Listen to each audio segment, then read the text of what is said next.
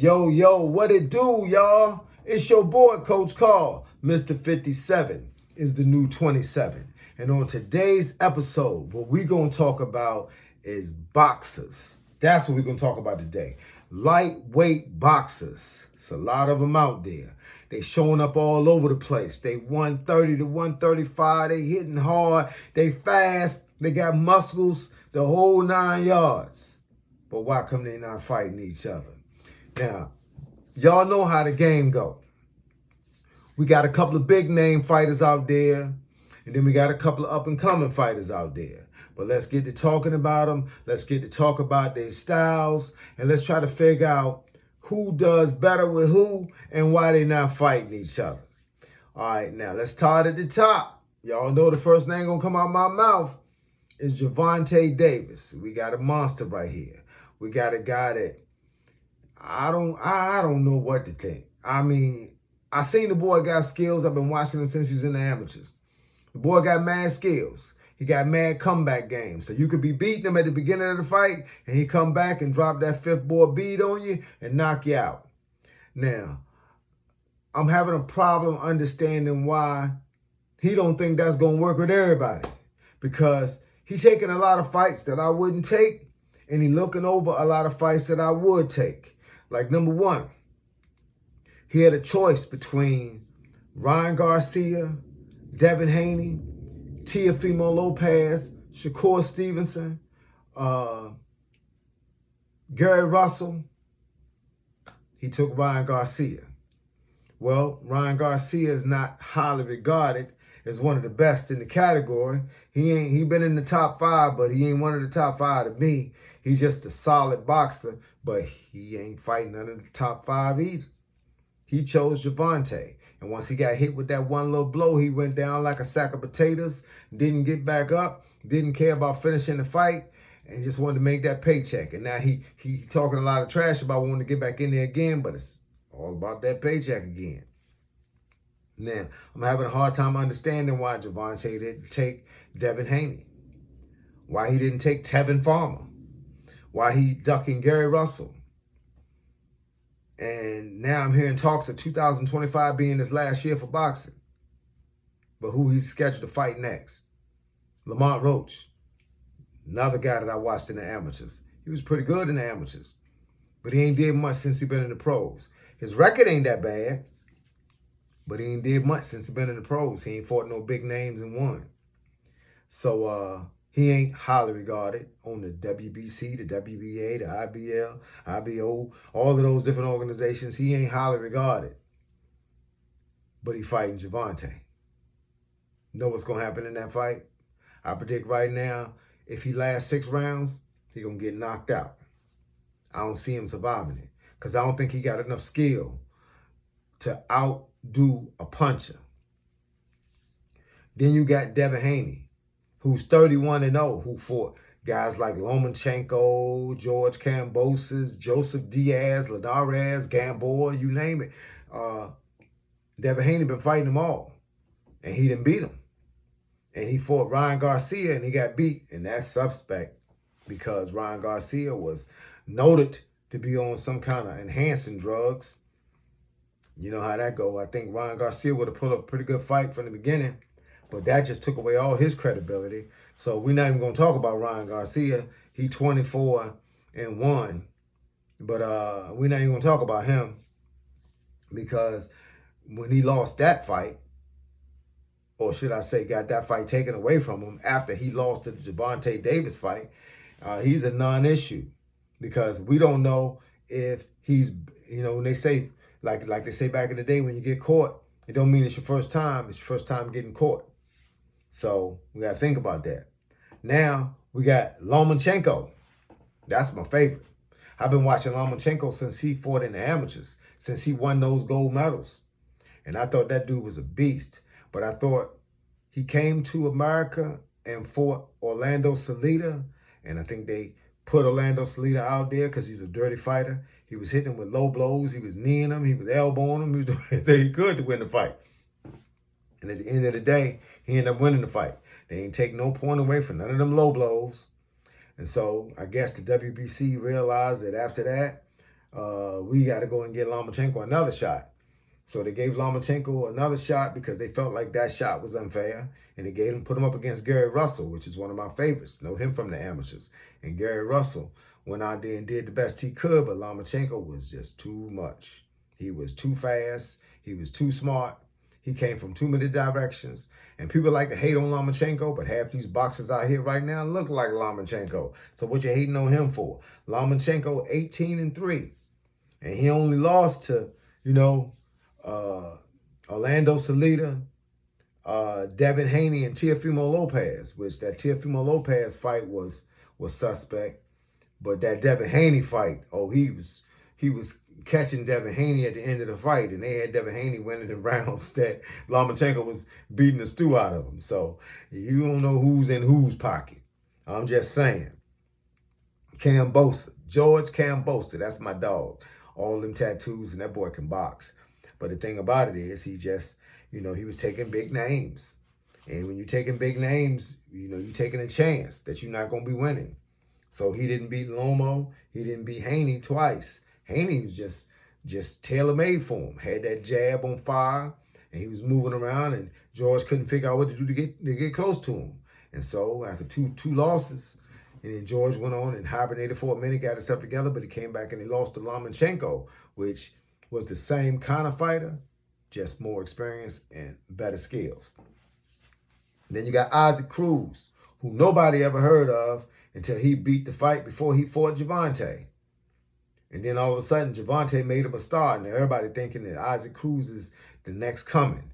He's just a hard-working boxer that don't mind getting hit to deliver a blow. But that doesn't make him a great boxer. That just means that he's a hard-hitting guy that don't mind getting hit to deliver a blow. You don't find those guys all the time. So when you find one, you rock with them. So with that being said, man, let me look at my list here. We got people like William Cepeda, who is 31-0, 27 knockouts. We got Frank Martin, who's 18-0. 18-1 because he lost to Devontae. I didn't think he was going to do good against Gervonta anyway because I felt like he had a good style of boxing as long as he could keep Gervonta off of him. He couldn't move the whole fight, stay away from him, and he couldn't keep him off of him. And as you saw, it got later in the rounds, Gervonta beginning to pick him apart, which is what he do good. Now, you got guys out there who still ranked. I don't know why. Javier Fortuna, 38-5-1, still ranked, which don't make much sense. But he's still taking fights. And he's still a good guy that you can build your name and build your rep on. But then you got Gervonta Davis, my young homie from Norfolk. We used to go over there and spar a lot, but never spar him because he was in the kid division and my boxers was always a little bit older. So we did manage to spar his brother, Kelvin, but they were all good. But Gervonta Davis is a force to be reckoned with. I mean, 12-0, but he calling out big names. Now, let me tell you something about when you're calling out big names. You don't always intend to fight that person. You just need them to step up on them. You need to call that name out so everybody can start putting you up in another category and start putting you into big conversations. That don't mean you're looking to fight them. Because to get that fight, you got to go through whatever divisions, whatever boxing organizations you belong to, they got to be able to sanction that fight. Because that fight can't look one-sided. It just ain't about making money. Even though a lot of fights are about making money, fight just can't be about making money. It's got to make sense. Like Gary Russell said, if it don't make dollars, it don't make sense. And then you got Jorge Linares, who was 47-9. But that joker a monster. And that's why. You don't see him on a lot of people's resumes. I mean, I was surprised when the people that fought him. But you ain't going to see him he ain't on Gervonta's resume. He ain't on Shakur's resume. He ain't fought Lamont Roach. He ain't fought Gervonta Davis. That's a fighter that will take a fight.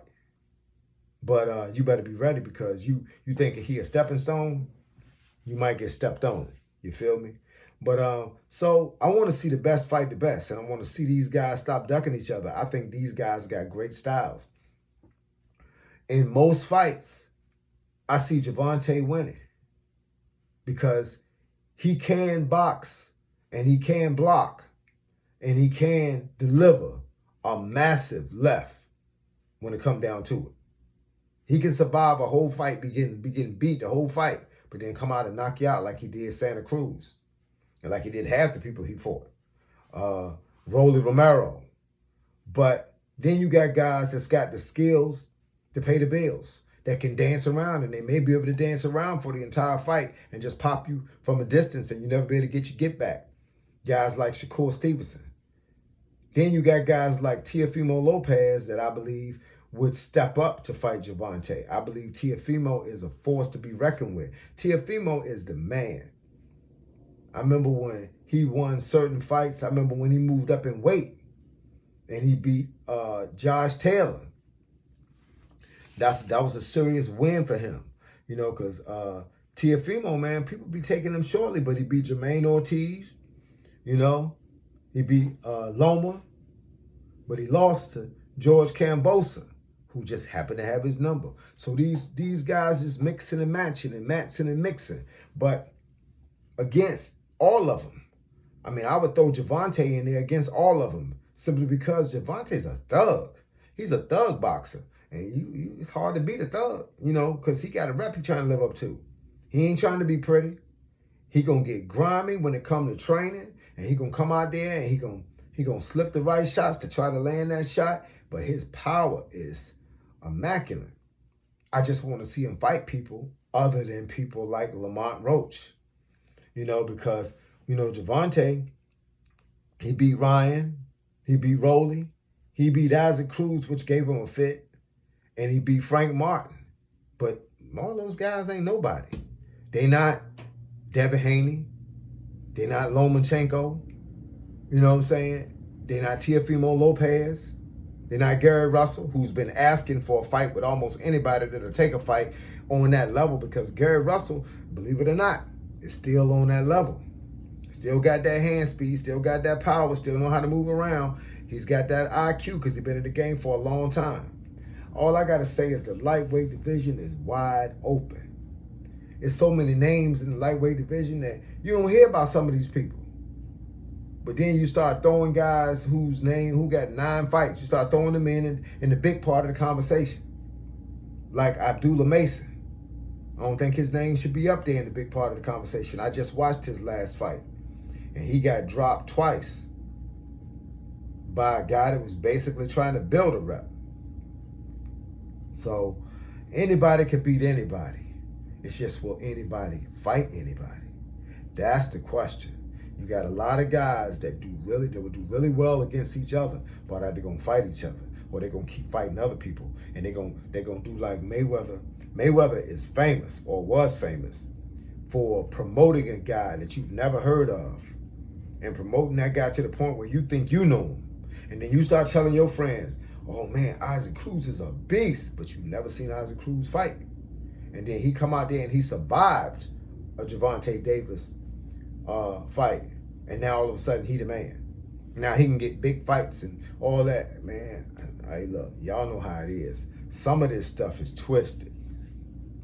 Some of these people need to reevaluate what they've been talking about and what they've been showing y'all. And guys like Ryan Garcia, I think he's got a talented left hook, but I think he's staying too upright. And I think that left hook ain't gonna matter when you can't land it. And he ain't gonna land it on everybody. But I like to see like Ryan Garcia fight George Kambosos, or Ryan Garcia fight Teofimo Lopez.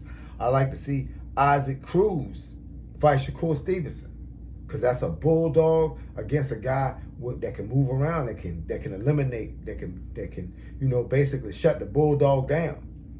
And I want to see Gervonta fight a Devin Haney, a guy that can jab and move around, and that you can't always corner and bang him up. What happens in a situation when you can't catch him, but he can catch you? That's what happened. That's like Muhammad Ali. Muhammad Ali moved around and hit you with some shots that you couldn't get back. Can't get them shots back all the time. I mean, I just like to see William Zepeda. That's a good fight for Gervonta Davis. But, once again, Gervonta Davis is talking about 25 is going to be his last year, and this next fight is going to be in 25. So what that do? He only been having 1 to 2 fights a year, so he'll have one more fight, and then he's going to be out of here, amigos. So then you'll never going to get to see him with people that are his caliber. So with that being said, you don't know who's who. It's a lot of names on the paper, a lot of names on that list. But it's time to start making these matches. It's time to stop ducking people and start making these real matches. And all these guys that's asking for these fights, put the contract on the table and make them guys live up to what they've been asking you for. All right? Well, once again, it's your boy, Coach Carl, and I thought I'd take the time out to do something a little different today. And we're going to talk about this lightweight game. Next time I come back, we're going to talk about something else. So, in the meantime and in between time, y'all be safe out there. Once again, it's your boy, Coach Carl. Mr. 57 is the new 27, and I'm going to catch y'all on the flip side, because right about now, your boy is out. Huh.